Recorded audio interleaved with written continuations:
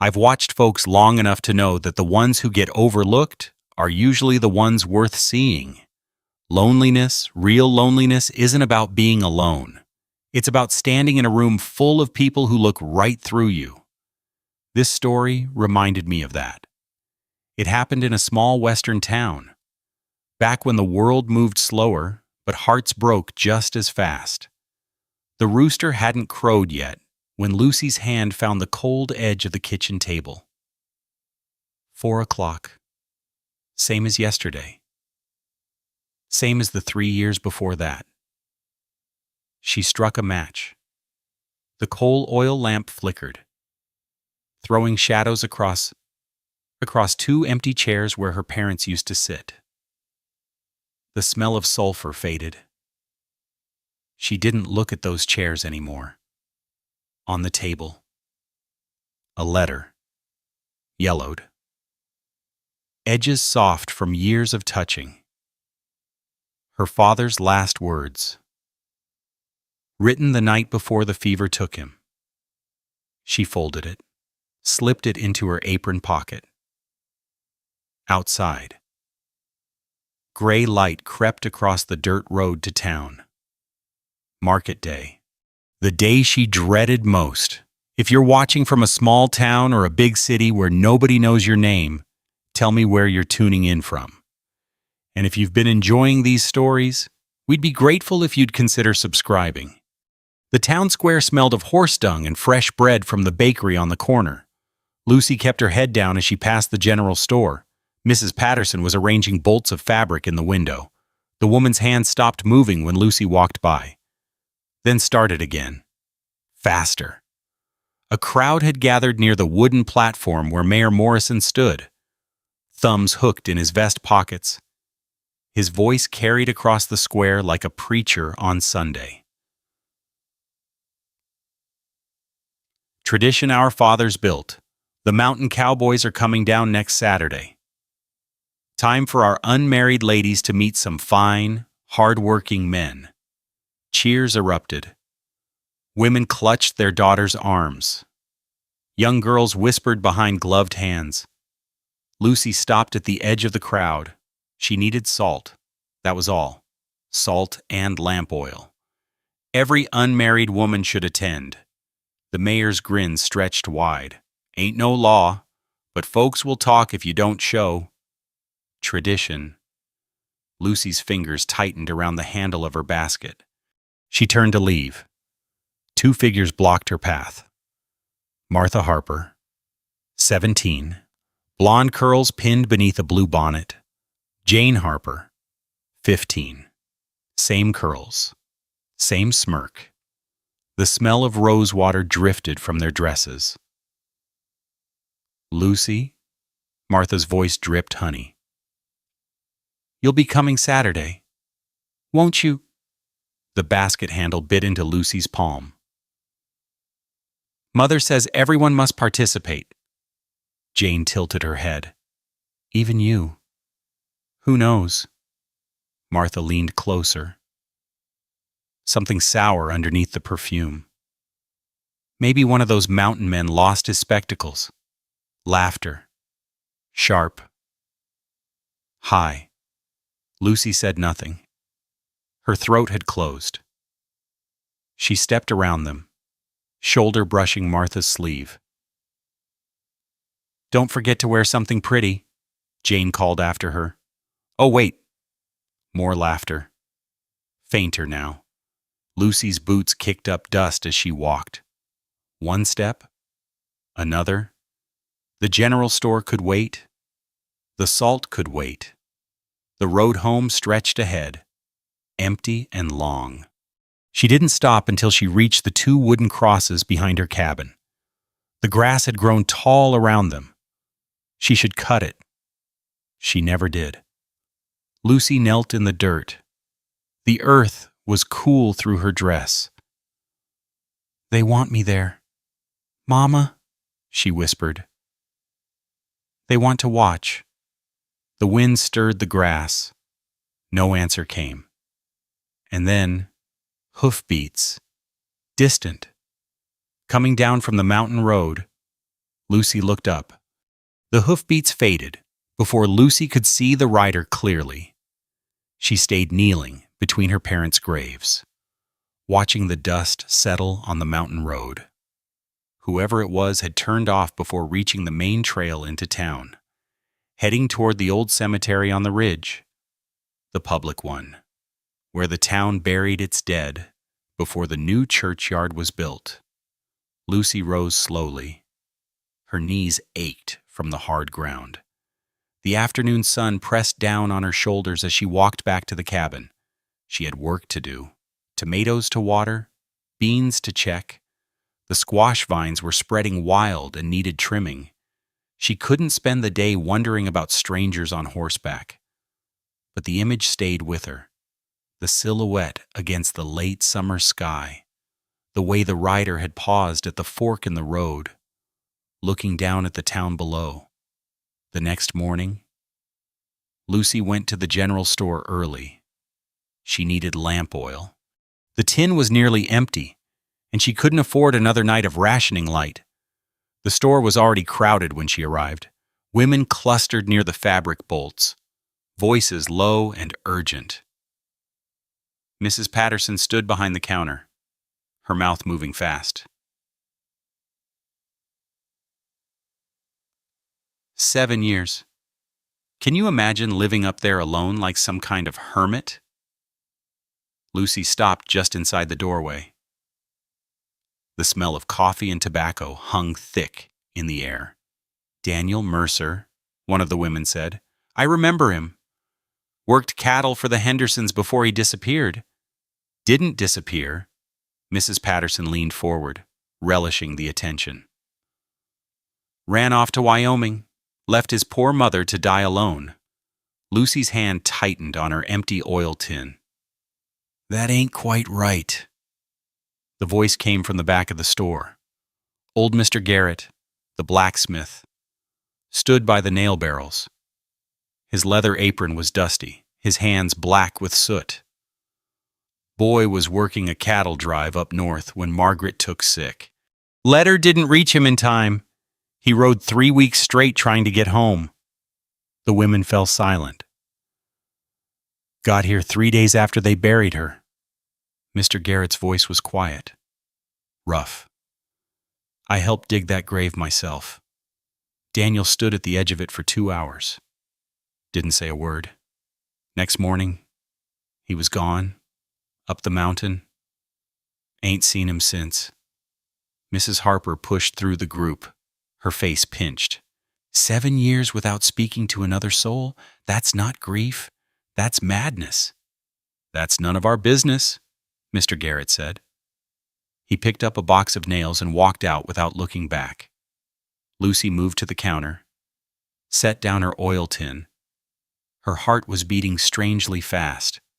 Mrs. Patterson took the tin without meeting her eyes. 2 cents. Lucy paid, took the filled tin, walked out into the bright morning sun. The women's whispers followed her through the door. She heard Mrs. Harper's voice rise above the others. Mark my words, nothing good comes from that mountain. Lucy walked home slowly. The oil tin was heavy in her hand. Her mind kept circling back to the rider she'd seen yesterday, Daniel Mercer, the man who couldn't make it home in time. She understood that. The weight of arriving too late. The silence that followed. Her father had died on a Tuesday. Her mother 6 months later. In the same bed. From the same fever. Lucy had been there for both of them. Had held their hands as they slipped away. But sometimes she wondered if that was worse watching. Helpless. As the people you loved most in the world left you behind. At least Daniel Mercer had been spared that. Or maybe not. Maybe not knowing was its own kind of torture. The afternoon sun hung low when Lucy finally went out to tend her garden. The tomatoes were heavy on the vine, red and splitting. She should have picked them yesterday. The beans needed water. The squash had spread halfway across the path. She was kneeling in the dirt, pulling weeds from around the pepper plants, when she heard hoofbeats again. Lucy looked up. A rider was coming down the mountain trail, moving slow, unhurried. The horse was chestnut, darker mane, dust coating its flanks. The man in the saddle sat straight, shoulders broad under a faded cotton shirt. He reached the fork in the road, stopped. From this distance, Lucy couldn't see his face, just the outline of him against the afternoon sky, the wide brim of his hat, the way he held the reins loose in one hand. He was looking down at the town, at the rooftops and the church steeple and the smoke rising from a dozen chimneys. Then he turned his horse toward the old cemetery. Lucy stood slowly. Her hands were dirty. Soil caked under her fingernails. She watched the rider disappear behind the ridge, following the narrow path between the scrub oaks. She should go back to weeding. The peppers wouldn't tend themselves. The sun would be down in 2 hours, and she still had water to haul from the well. But her feet carried her around the side of the cabin instead, to the spot where she could see the cemetery gate through the gap in the trees. The rider had dismounted. His horse stood untethered, grazing on the tall grass between the headstones. The man himself stood before a grave near the back fence. An old grave. The wooden cross weathered gray by years of sun and rain. He took off his hat. Lucy watched his shoulders curve forward, watched his hand reach out and rest on the cross. He didn't move, didn't speak, just stood there, head bowed, as the shadows lengthened around him. The cross was too far away to read, but Lucy knew whose name was carved there. Margaret Mercer, 1822 to 1879. 3 years in the ground now, and her son had finally come down from the mountain. Lucy stood at the edge of her property, hidden by the old cottonwood tree. She watched until the sun touched the western ridge, until the man finally put his hat back on and mounted his horse, until he rode away, not toward town, but back up the trail toward Hawk Ridge. He never looked in her direction, never knew she was there. But something had shifted in Lucy's chest, a crack in the wall she'd built around herself. A question she couldn't name. What brought him down after all this time? And why? When she looked at him standing alone among the graves, did she feel like she was looking at herself? The evening light faded. Lucy went inside to light her lamp, but she left the curtain open. And before she slept, she looked once more toward the mountain. A single light burned on the ridge, small and distant, steady as a heartbeat. Someone else was awake up there. Someone else was watching the darkness, alone. The sky was still gray when Lucy slipped out the back door. 4:30, maybe earlier. The roosters hadn't started yet. Good. The well would be empty at this hour. No whispers, no stares, no Harper girls with their honeyed poison. She carried the tin bucket in her right hand. The handle was bent where her father had fixed it years ago, the metal smooth from use. Her boots made soft sounds on the dirt path leading to the village well. The morning air carried the smell of dew on grass and wood smoke from somewhere distant. A dog barked once, then fell silent. The world held its breath. Lucy rounded the corner past the blacksmith's shed and stopped. A horse stood at the well. Chestnut coat, darker mane. Its head was lowered to a wooden trough someone had filled. The leather saddle on its back was worn but well oiled. Trail dust covered its flanks. Behind the horse, a man. Tall, broad shoulders beneath a faded cotton shirt that might have been blue once. A red kerchief hung loose around his neck, stained with the same dust as his horse. He stood with his back to her, one hand resting on the stone rim of the well. Lucy's fingers tightened on the bucket handle. She could turn around. Go home. Come back later. But her feet didn't move. The man turned. Dark hair, longer than town men wore it. A jaw that hadn't seen a razor in days. And eyes. He looked at her. Not at her dress, not at her body, at her face. Morning, he said. His voice was low, rough at the edges, like he hadn't used it much lately. Lucy's throat went dry. She nodded, took a step forward, then another. The horse lifted its head, water dripping from its muzzle. It regarded her with calm brown eyes before returning to drink. Water's good here. The man stepped aside, making room at the well. Sweeter than up the mountain. Lucy set her bucket on the stone rim. The rope and pulley system creaked as she lowered the well bucket down. She could feel him watching. Not the way men in town watched, measuring, judging, just watching. You're used to mountain water. The words came out before she could stop them. Used to a lot of things up there. He paused. His hands were rough, calloused. Working hands. Stream runs year-round behind my cabin. Cold, though. June, and it's still cold enough to hurt your teeth. The well bucket hit water with a distant splash. Lucy began pulling the rope, hand over hand. The hemp was coarse against her palms. Sounds quiet, she said. Quiet. Yes. Something shifted in his voice. Plenty of that. The bucket rose, heavy with water.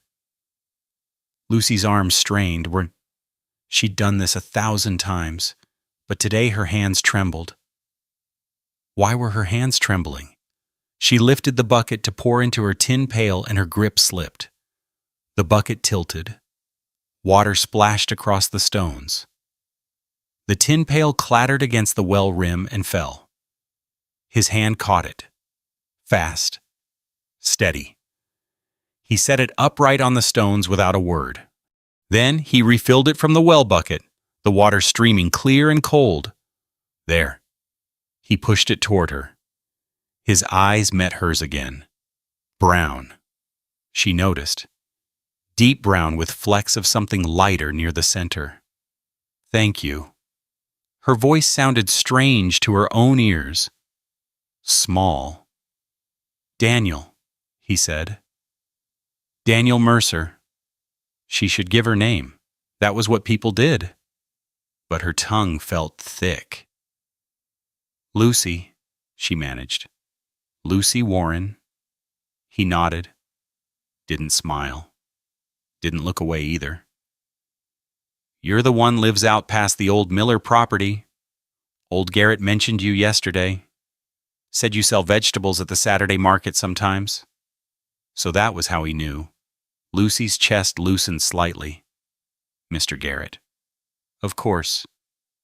The old blacksmith talked to everyone who came through his shop. I do, she said. When there's enough to spare. Daniel glanced toward the road leading out of town. Toward her property. Saw your garden from the ridge. Tomatoes look good this year. Squash, too. The tightness returned, but different now. He'd noticed her garden. From the mountain. You could see straight down to her vegetable patch if you knew where to look. The rain's been steady, she said. Good for growing things. Good for squash. He turned back to his horse, ran a hand along its neck. My mother used to grow squash. Yellow ones. Sweet when you roasted them right. Used to. Lucy caught the word, held it. She's gone, The question slipped out. Too personal. She shouldn't have asked. Daniel's hand stilled on the horse's mane. For a long moment, he didn't answer. 3 years, he said finally. I was in Wyoming when she passed. Letter didn't reach me in time. Rode 3 weeks trying to get home. Came back to a fresh grave and a house full of silence. The morning light was changing. Gold now. Creeping across the rooftops. Somewhere, a rooster finally crowed. I'm sorry. Lucy meant it. She knew that silence. Lived in it. Daniel looked at her. Really looked. The way you look at something you're trying to understand. You know about that, he said, not asking.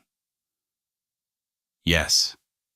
He nodded slowly, gathered his horse's reins, swung up into the saddle with the easy grace of a man who'd done it 10,000 times. Saturday, he said, the gathering in the square. You going? Lucy's hand found the bucket handle. Squeezed. I have to. He held her gaze from atop his horse.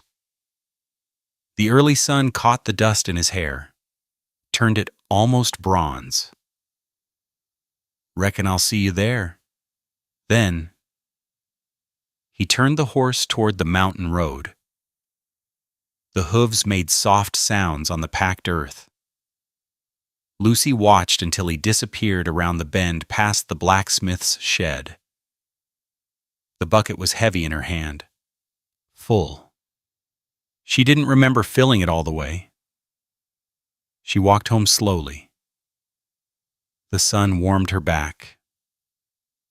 Birds had started singing in the cottonwood trees. At her gate, she stopped. He'd said he saw her garden. Working before dawn, watering her tomatoes while the town still slept. He'd been watching, and he hadn't looked away. The blacksmith's forge roared like a living thing. Lucy heard it before she saw it, the hiss of hot metal meeting water, the rhythmic clang of hammer on iron.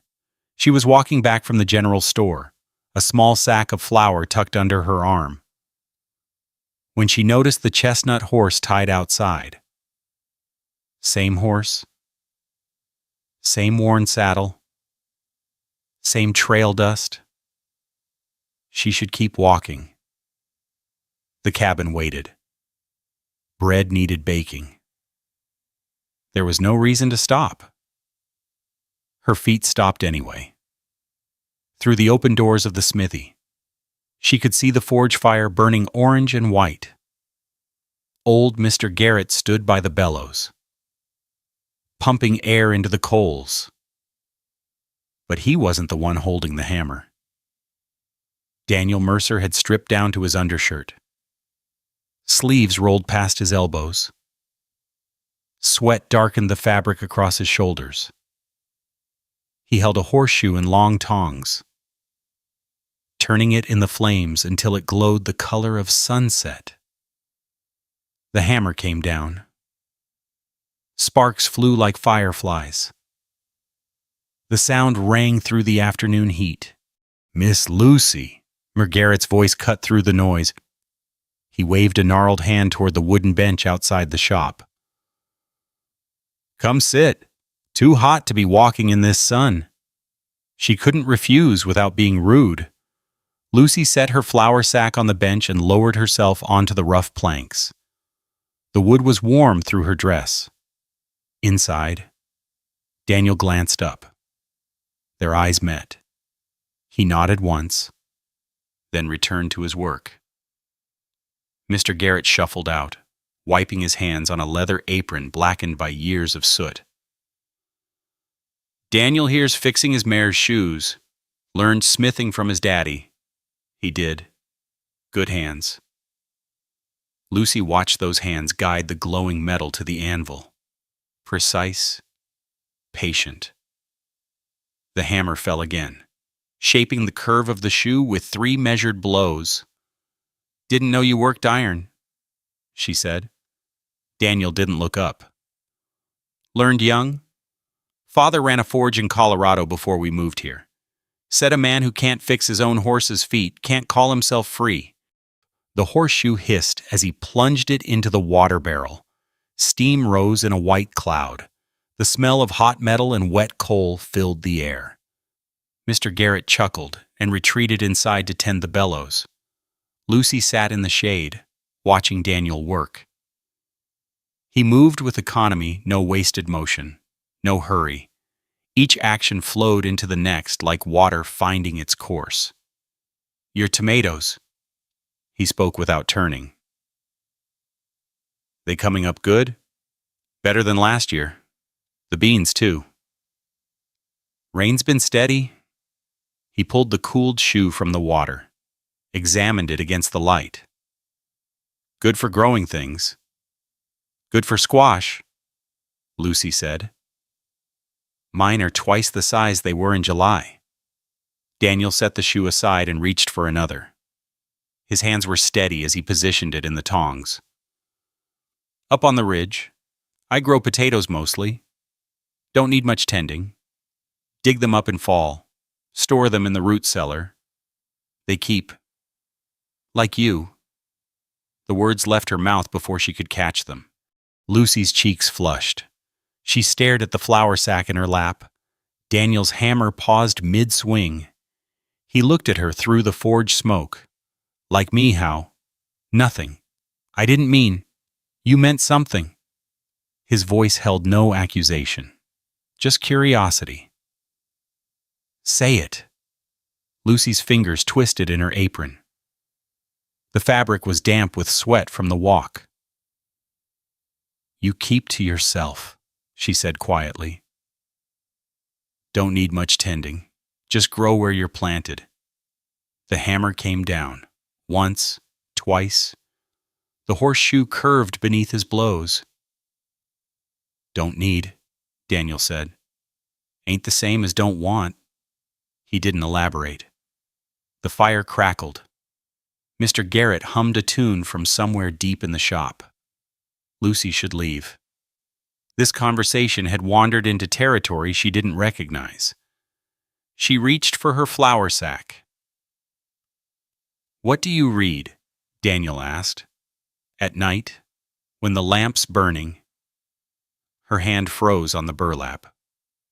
"How do you know I read, 'Saw the light in your window, past midnight sometimes'? Too steady for pacing, too long for prayers." He set the finished shoe aside and wiped his forehead with his arm. Figured reading.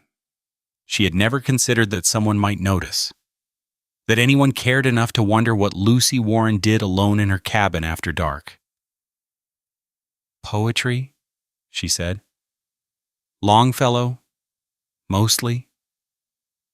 Daniel was quiet. The forge fire popped and settled.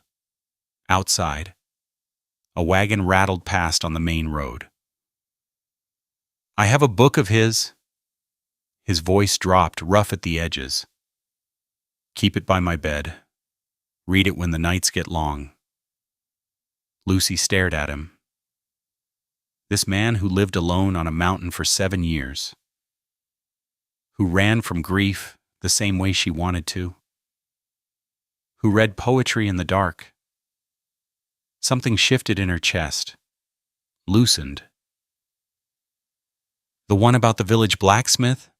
she said. "With the mighty hands." Daniel's mouth curved. Not quite a smile. Close. "That's the one." Seemed fitting. Considering. He gestured at the forge, the anvil, the tools hanging on the wall. And then, impossible. Unexpected, Lucy laughed. It came out strange, rusty from disuse, more breath than sound, but real. Her hand flew to her mouth. Daniel watched her. The almost smile didn't fade. "Been a while," he said, "since I heard anyone laugh like that." Lucy's hand dropped. Her cheeks burned, but she didn't look away. Been a while since I had reason to. The afternoon sun slanted through the forge doors, painting long shadows across the dirt floor. Mr. Garrett had gone quiet. The bellows still. Even the horse outside seemed to hold its breath. Daniel set down his tools, crossed to the water bucket, and splashed his face. When he straightened, droplets clung to his jaw, catching the light. "Tomorrow," he said. The gathering in the square, Lucy's stomach tightened. The weight that had lifted settled back like a stone. "I know. You don't want to go." It wasn't a question. She shook her head anyway. Daniel dried his hands on a rag, taking his time. When he spoke again, his voice was low enough that Mr. Garrett couldn't hear. "Go anyway." Lucy opened her mouth to argue, to explain, to list the dozen reasons why Saturday would be another humiliation in a lifetime of them. But Daniel wasn't finished. "I'll be there," he said. "And I see things different than most folks in this town." He turned back to the forge before she could respond. The hammer rose and fell. Sparks scattered into the dark interior of the shop. The shop. Lucy gathered her flour and walked home in a daze. The sun beat down on her shoulders. Dust coated her boots. Her mind kept circling back to 3 words. I see things. What exactly did Daniel Mercer see when he looked at her? And why did the answer matter so much? The news spread faster than summer fire. Lucy knew something had changed the moment she stepped into the general store that afternoon. Mrs. Patterson stopped mid-sentence. 2 women by the fabric bolts turned their heads. The shop fell silent except for the creak of floorboards beneath Lucy's boots. She walked to the counter, set down her coins, asked for a tin of baking powder. Mrs. Patterson didn't move. Her eyes flicked to the door, then back. Her lips pressed into a thin line. "We're out," she said. Lucy glanced at the shelf behind the counter. 3 tins of baking powder sat in plain view, labels facing forward. "I can see out." Mrs. Patterson's voice hardened. "Try the store in Miller's Creek." Miller's Creek was 12 miles away. Lucy gathered her coins. The metal was warm and damp in her palm. She turned and walked past the silent women, past the bolts of calico and gingham, past the barrel of nails and the stack of flour sacks. No one spoke until she reached the door. "Shameless," someone whispered. "Throwing herself at him like that." "Did you see them at the forge laughing together?" "Laughing?" "Poor man doesn't know what he's getting into." Lucy's hand found the door handle. She pushed it open and stepped into the bright afternoon sun.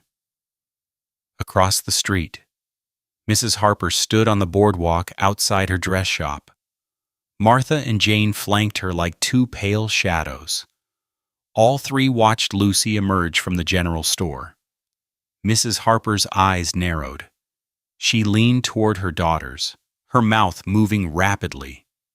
Martha nodded. Jane's face twisted into something Lucy couldn't read. Not mockery, not the usual contempt, something else. Mrs. Harper's voice carried across the dusty street. "She thinks she's something now. Daniel Mercer would have to be mad to look twice at her." Martha tugged at her mother's sleeve. "But Mother, what if he actually—" "Hush." Mrs. Harper's hand closed around her daughter's wrist. "Let me handle this." Lucy walked home the long way, through the back roads where no one traveled this time of day. The dust clung to her hem. Grasshoppers scattered before her feet. The sun pressed down like a weight on her shoulders.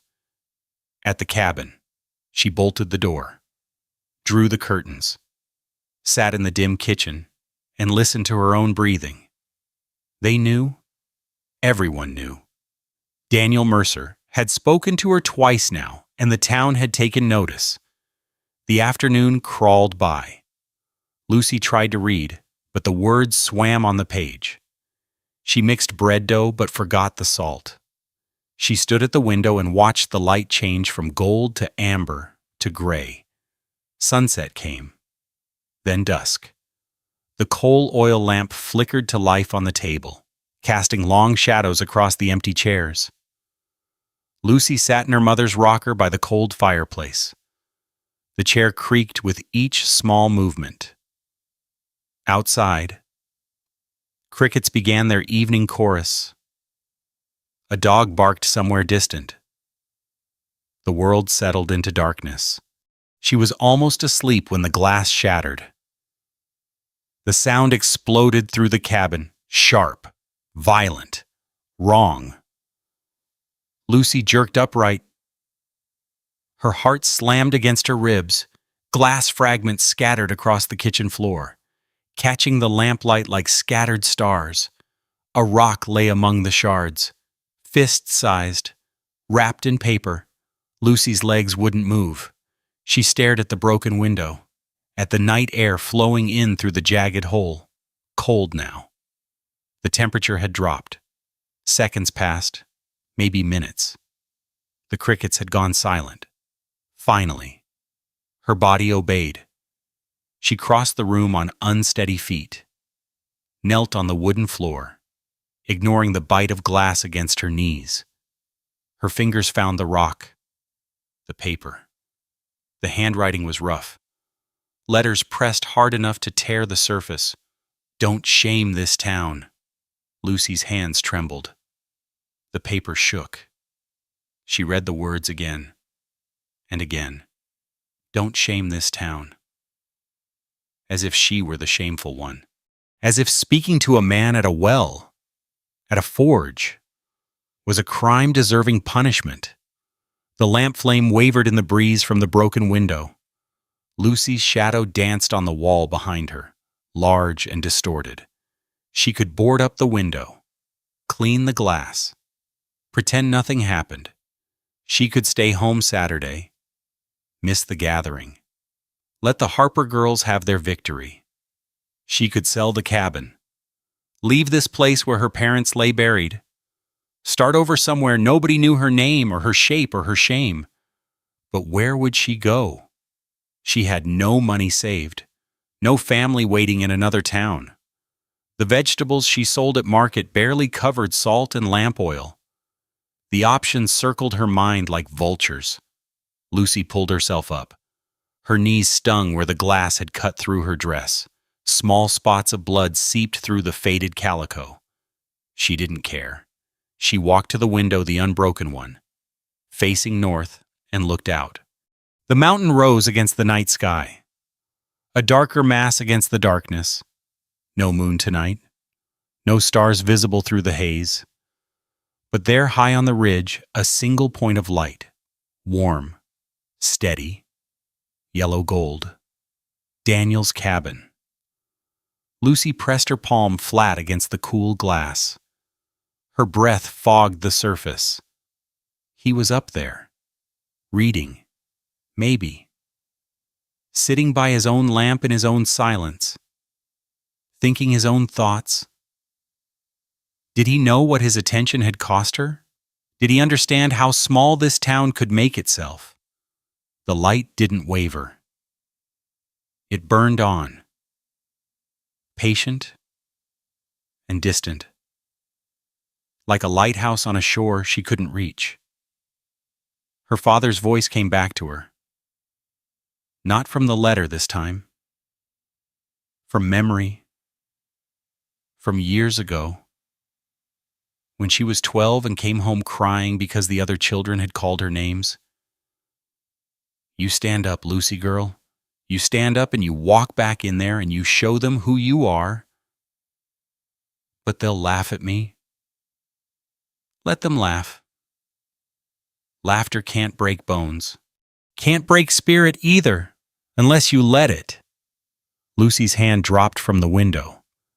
She turned and looked at the broken glass scattered across her kitchen floor, at the rock, at the cruel words on crumpled paper. Tomorrow was Friday. Saturday was the gathering. She could hide, run, disappear, or she could stand up.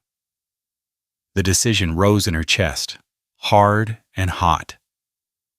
She crossed to the kitchen table and picked up her father's letter.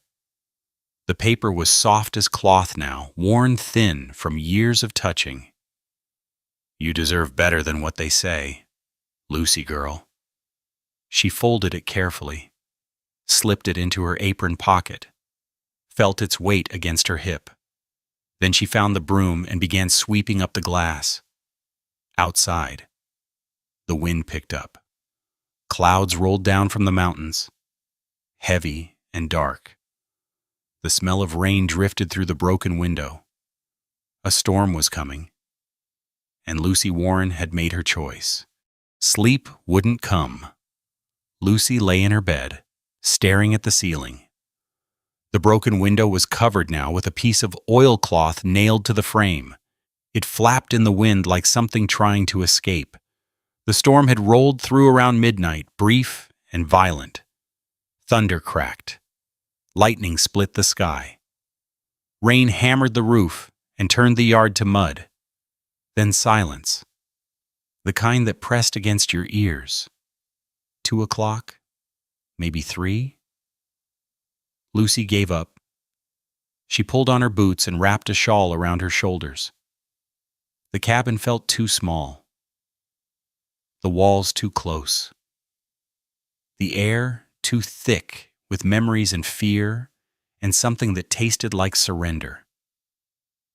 The back door opened onto the small yard where her parents lay buried. The ground was wet, puddles reflecting the faint light from the covered window. Her boots sank into soft earth as she walked. The wooden crosses stood pale against the darkness. Rain had washed them clean. Water still dripped from the crossbeams, slow and steady. Slow. Lucy knelt between the graves, her knees pressed into the mud.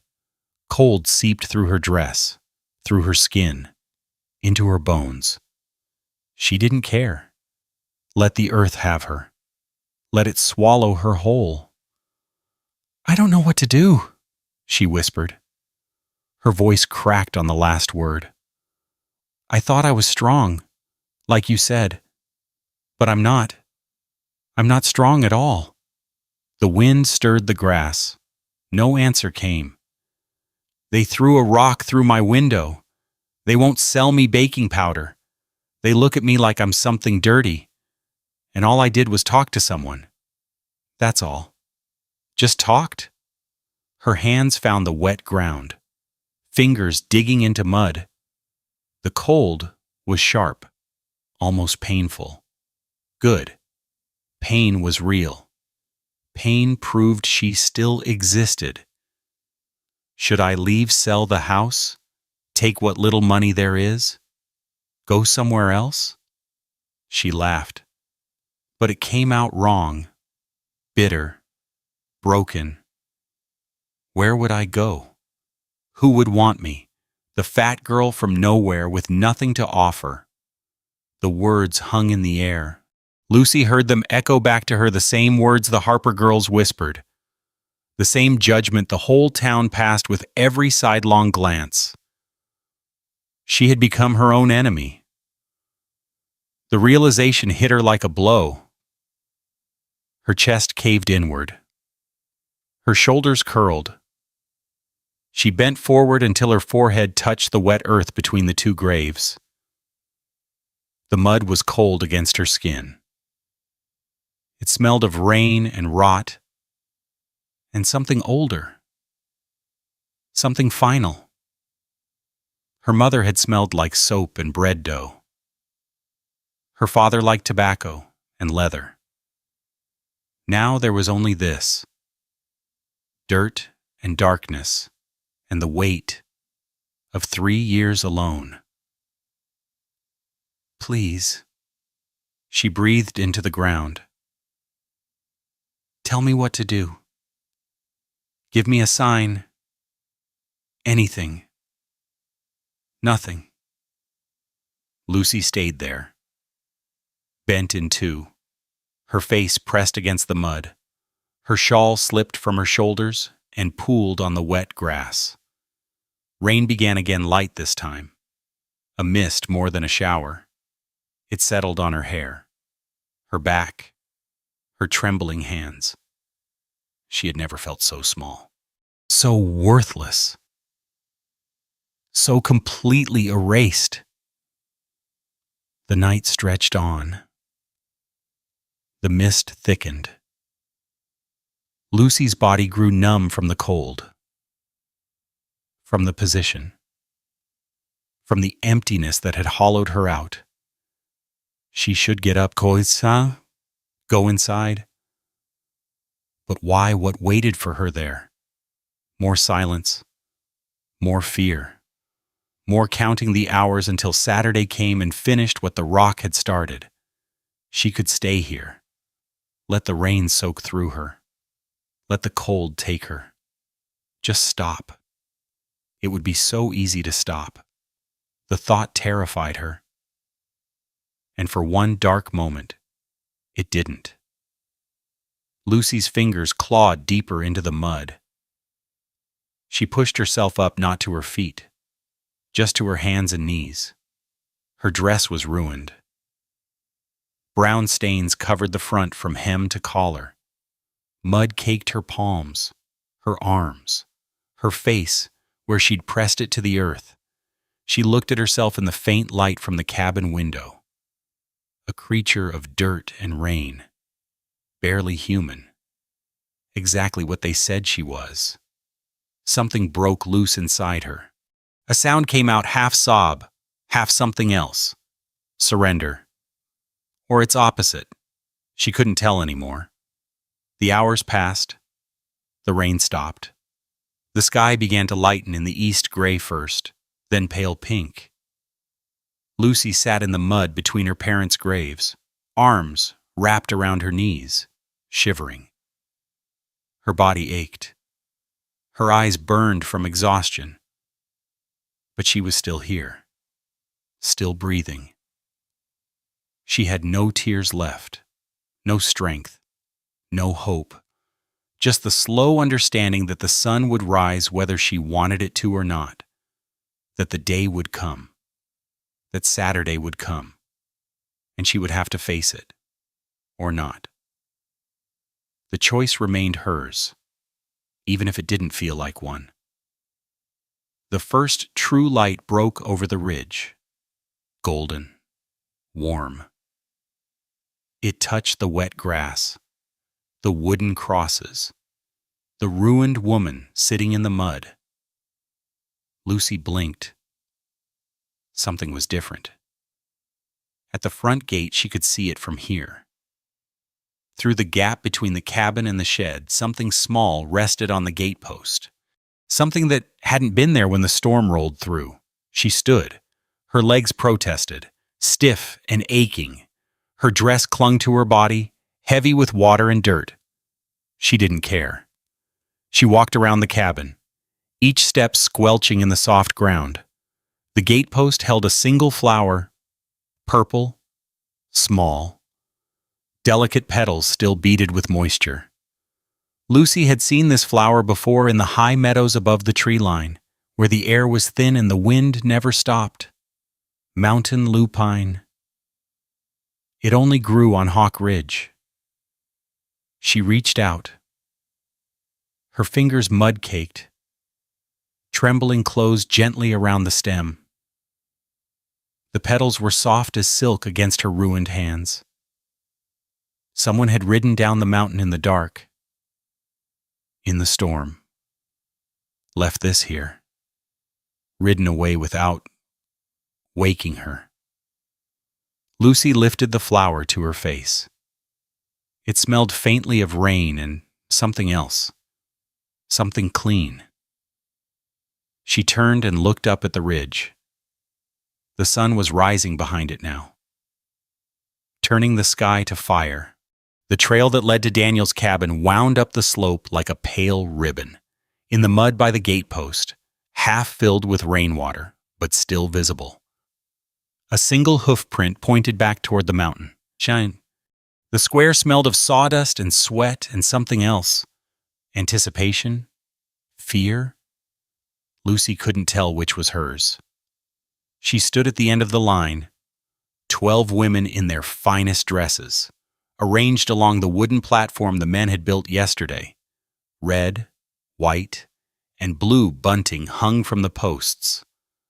A three-piece band played something cheerful near the general store guitar. Fiddle, harmonica. The whole town had turned out.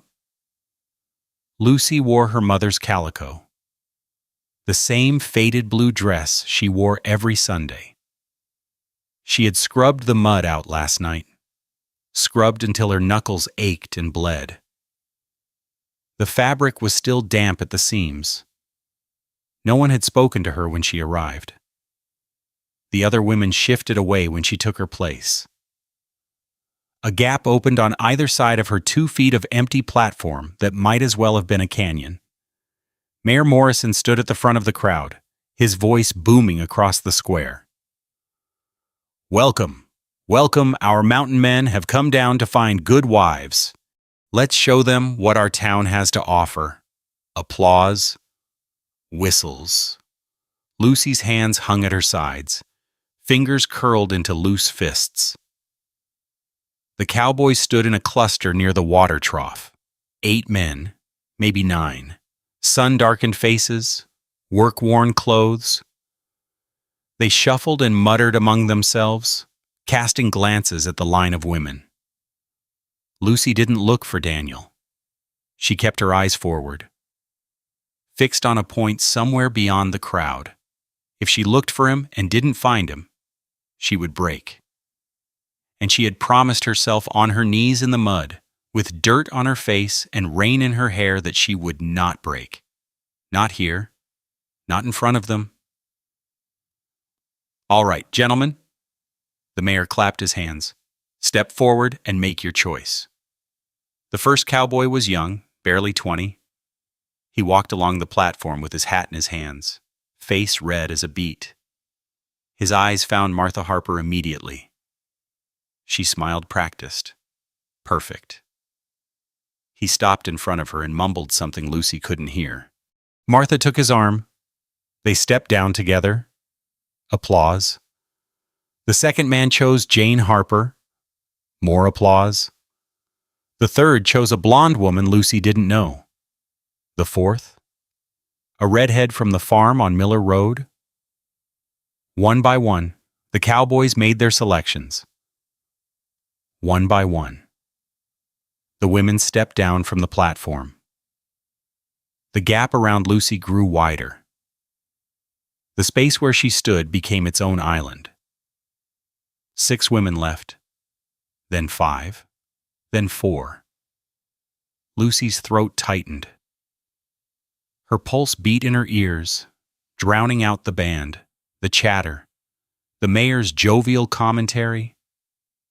She could feel the crowd watching, waiting. Some of them were smiling. She caught the expressions from the corner of her eye. Enjoying this. The fat girl, alone on the platform. The spectacle they had been promised. 3 women left. A cowboy with a gray beard chose a widow from the edge of town. Another chose a woman whose name Lucy had never learned. 2 women left. Lucy and a girl of 17. Pretty and pale and trembling. 1 cowboy remained in the cluster by the water trough. He hadn't moved. Hadn't stepped forward. His hat shadowed his face. But Lucy knew the set of those shoulders. The worn cotton shirt. The red kerchief faded to pink. Daniel. The crowd fell quiet. Even the band stopped playing. All eyes turned to the last man standing. Lucy's heart hammered against her ribs. Her palms were slick. A bead of sweat traced down her spine beneath the damp calico. Don't look at him. Don't hope. Don't. Daniel stepped forward. His boots made soft sounds on the packed earth. He walked past the water trough, past the cluster of already matched couples, past Mrs. Harper and her daughters. His path was straight, deliberate. He was walking toward the platform. Lucy's breath stopped. The 17-year-old girl smoothed her hair, straightened her posture. She was young, beautiful. Everything Lucy was not. Daniel reached the platform. He stopped. And then he walked past her, past the pretty girl, past the empty space where the other women had stood, all the way to the end of the line. He stopped in front of Lucy. The silence was absolute. Even the horses had gone still. The whole town held its breath, waiting for the joke, the cruelty, the inevitable turn. Daniel removed his hat. His eyes met hers. Brown, flecked with gold. Steady as stone. "You," he said. The word fell into the silence like a stone into deep water. Lucy couldn't move, couldn't speak, couldn't remember how breathing worked. Daniel didn't look away, didn't flinch. His voice was low but clear, the kind of voice that didn't need volume. "Saw you working your garden before dawn. Saw you reading by lamplight till the oil ran dry. Saw you kneeling at them graves every evening." A murmur rippled through the crowd. Someone gasped. Lucy heard Mrs. Harper's sharp intake of breath from somewhere behind her. Daniel's jaw tightened. "They laughed at you. You didn't bend." He paused. His eyes never left her face. "That's enough for me." He extended his hand, palm up, waiting. Lucy stared at it. The calluses, the scars, the dirt under the nails from honest work. This was the moment. The one she had dreamed about and dismissed, and dreamed about again in the dark hours when sleep wouldn't come. A man choosing her, seeing her, wanting her. But that wasn't why she had come. She hadn't come to be chosen. She had come because she refused to run, because her father told her to stand up, because somewhere in the mud between two graves, she had found something that wouldn't let her quit. Daniel's hand remained extended, patient, unhurried. Lucy lifted her own hand, placed it in his. His fingers closed around hers, warm, rough, certain. He helped her step down from the platform. The wooden boards creaked beneath her weight. Her boots touched the packed earth of the square. They stood together in the center of town. The crowd stared. Mrs. Harper's face had gone white. Martha's mouth hung open. The mayor looked like he'd swallowed his tongue. Nobody cheered, nobody clapped. That was fine. Lucy hadn't done this for them. She had done it for the girl who knelt in the mud at 3 a.m, for the daughter who still kept her father's letter in her pocket, for the woman who walked into the square knowing what waited for her and came anyway. Daniel squeezed her hand once, brief, reassuring. "Let's get out of here," he said quietly. Lucy nodded. They turned toward the edge of the square, toward the road that led away from the crowd and the bunting and the whispers, already starting to spread. Behind them, a voice cut through the murmur. "Wait." Lucy stopped, turned. Mrs. Harper pushed through the crowd. Her face was strange, twisted with something more complicated than anger. Her hands trembled at her sides. She stopped 3 feet away, opened her mouth, closed it. Then she looked at Lucy, really looked, maybe for the first time in years, and something cracked behind her eyes. She didn't speak, didn't explain, just stood there, frozen. Her daughters pale and silent behind her. The whole square watched. And Mrs. Harper, the woman who had led the whispers, who had taught her daughters to mock, who had made Lucy's life a daily humiliation for 3 long years. Mrs. Harper looked away first. They walked out of the square together. Lucy could feel the weight of 100 eyes on her back. The whispers had already started, sharp little sounds that followed them like flies. She didn't turn around. Neither did Daniel. His hand was still holding hers. Warm, steady, real. The road led them past the general store, past the blacksmith's shed, past the church with its just white steeple pointing at the sky. The band had started playing again behind them, something slow and uncertain. The celebration would continue. It always did. Daniel didn't speak until they reached the stone well, the same well where they had met 4 days ago. The same rope and pulley, the same cool darkness below.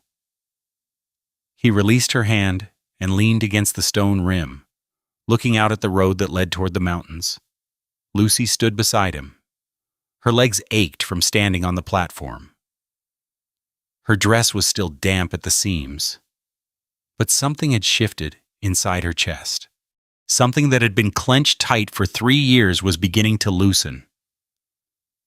"You all right, my chum?" Daniel asked. She considered the question, really considered it. "I don't know," she said. "Ask me tomorrow." His mouth curved. Not quite a smile. Close enough. They stood in silence. The afternoon sun was warm on Lucy's shoulders. Somewhere nearby, a mockingbird was singing. The world kept turning, indifferent to what had just happened in the square. "My mother," Daniel said suddenly. His voice was rough. The words dragged up from somewhere deep. "She wrote me letters every week, even when I was up in Wyoming, pushing cattle through passes that didn't have names. She never missed a week." Lucy waited. The well stone was cool beneath her palms. "Last letter I got. She said the tomatoes were coming up good. Said the preacher's wife had brought her a pie. Said she hoped I'd be home before the leaves turned." He paused, swallowed. "That was 8 months before she died. 8 months of letters I never got because I was always moving, always somewhere else." The mockingbird fell silent. A wagon rattled past on the main road, the driver nodding at them without slowing. "When I finally got word, I rode 3 weeks straight, killed 2 horses doing it, got here 3 days after they put her in the ground." Daniel's hands tightened on the well rim. "Mr. Garrett told me she asked for me at the end. Kept asking. Right up until she couldn't ask anymore." Lucy's throat closed. She knew that story. Knew it from the inside. "My father wrote me a letter the night before he died," she said quietly. "He knew the fever was taking him. Spent his last hours telling me I was worth more than what people said." Her hand found her apron pocket. The paper crinkled beneath her fingers. "I've read it so many times the words are almost gone." Daniel turned to look at her. His eyes were wet. "Your mother, 6 months later, same fever, same bed." Lucy's voice was steady now. Steadier than she expected. "I sat with both of them, held their hands, watched them go. The neighbors came to the funerals, stood in the back, left before the dirt was settled. After that, nobody came at all. The sun continued its slow descent. Shadows lengthened across the road. The well bucket hung motionless in its cradle, patient as always. "We're a pair," Daniel said. "Two people who know what empty houses sound like." Lucy almost laughed. Almost. "I reckon we do." They stood together in the fading light, not touching now, but close enough that Lucy could feel the warmth of him beside her. The silence between them was different than the silence in her cabin. This one had weight, texture, company. "My cabin's not much," Daniel said. "One room, a stove that smokes when the wind blows wrong, a bed that creaks every time you turn over." He paused, looking toward the mountain. "But there's a porch. Looks out over the whole valley. Mornings, the fog comes in so thick you can't see your own feet. Then the sun burns through, and everything turns gold." Lucy followed his gaze. The ridge was dark against the amber sky. The trail wound up the slope like a pale ribbon, disappearing into the trees near the top. "Sounds peaceful," she said. "It is." He turned to face her. "You could see it sometime, if you wanted." Lucy's heart beat once, twice, 3 times. "I make bread," she said. "My mother's recipe. Takes all day, but it's worth it." Daniel's mouth curved again, closer to a smile this time. "I'd like to try it." "Come down tomorrow. I'll have a loaf ready." He nodded, gathered his horse's reins from where he'd tied them to the well post, swung up into the saddle with the easy grace she'd noticed at the forge, at the square, every time she'd seen him move. "Tomorrow, then," he said. Lucy watched him turn the horse toward the mountain road. The setting sun silhouetted him against the sky, broad shoulders, worn hat, steady hands on the reins. He paused at the bend, looked back. "Lucy Warren," he called. "I'm glad you came today." She lifted her hand, a small wave. Nothing dramatic. "So am I," she said. He disappeared around the bend. The hoofbeats faded into the distance, swallowed by the evening sounds of crickets and wind and a world settling into dusk. Lucy stood by the well as the sky turned from amber to violet to deep blue. The first stars appeared above the ridge. A cool breeze carried the scent of grass and late summer heat, and something else. Rain coming. Maybe. Or just the smell of the mountains. It's after dark. She pulled her father's letter from her pocket, held it in the fading light. The words were barely visible now, worn away by years of touching. "You deserve better than what they say, Lucy girl." She did. She was starting to believe it. Tomorrow she would bake bread. Tomorrow Daniel would come down from the mountain. Tomorrow she would begin the slow work of building something new from the ruins of something old. But tonight, she would walk home. She would light the lamp. She would sit in her mother's rocking chair and read Longfellow until the oil ran low.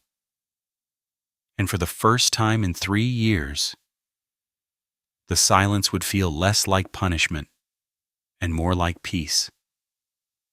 Lucy tucked the letter away and started down the road toward home.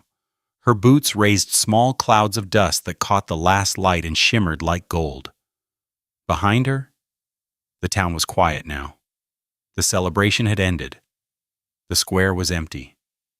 Ahead, The lamp was already burning in her cabin window, left lit by habit, waiting for her return. She walked toward it, steady, unhurried. The road was long, but she didn't mind. She had time. Some stories settle in the chest before they reach the mind. This one carries a familiar weight, the kind that comes from watching someone stand alone in a crowded room. The kind that lingers after the last word fades. Heavy and tender and quiet, all at once. Many of us have known that particular silence. The silence of being overlooked. The silence of empty chairs at a kitchen table. The silence of carrying something for so long that we forget what it felt like to set it down. Perhaps you have walked into a room where no one turned to greet you. Perhaps you have loved someone who never saw how much you gave. Perhaps you have stood at a grave and asked questions that had no answers. Lucy's story does not tie itself into a neat bow. Neither do ours. And that is all right. We do not need to understand everything to feel it. We do not need resolution to find rest. Some things simply are tender, complicated, human. You are allowed to sit with whatever this stirred in you. It does not need to be named or explained or fixed. Thank you for staying until the end. Thank you for listening.